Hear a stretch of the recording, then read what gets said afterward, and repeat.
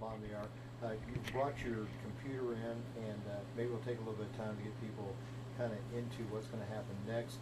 You don't really have to do anything, but you're also known as being a great one-man band. That's why I tell a lot of people, you're going to think for a minute, hey, there's nobody up there with him until he starts going, and then you're not going to miss the folks. You want to talk about that for a minute? I'm sure. I think since I first started playing instruments and playing out, and I didn't have anybody else to play with, when I couldn't bring in a band, my computer's been my best friend when it comes to that. So basically what I'll do is, I guess if there's a little bit of time, I can explain how I came up with the idea of doing it.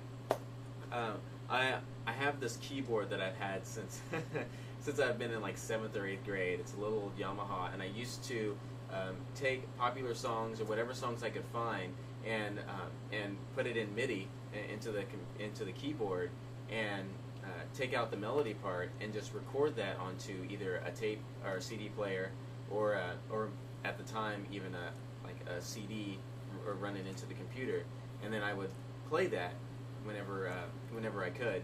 And so that kind of spurred on the Jamie Aebersold, maybe using backgrounds like that, or else I'll create some other backgrounds and just take from that and then play that while I'm playing my saxophone, and that's how the computer and me started off the kind of solo relationship. And is that, we were talking before the show started about how many people now, when you go on websites like Jazz Network and those kind of places, and even big time artists are fronting their songs, and it's the individual either singing or playing their instrument, and everything else is electronic. It's like you didn't know it, but you were ahead of the curve.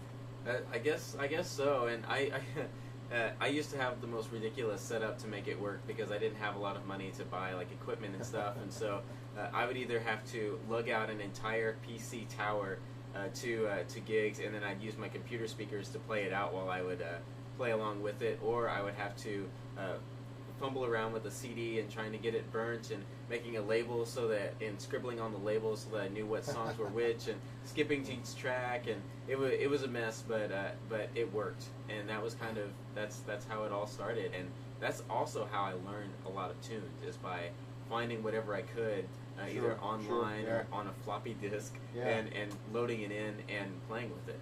That's how it worked. I think the first time I ever saw you actually use this computer and do that was, it's been a couple summers ago at the house concerts put out by here in the George. I know they had you in there, and I let everybody there's a lot of people who knew you, but I guess who hadn't really seen you before in that capacity, and you just came in and blew everybody away, and it was just you and the computer, man. It sounded tremendous. Thank you.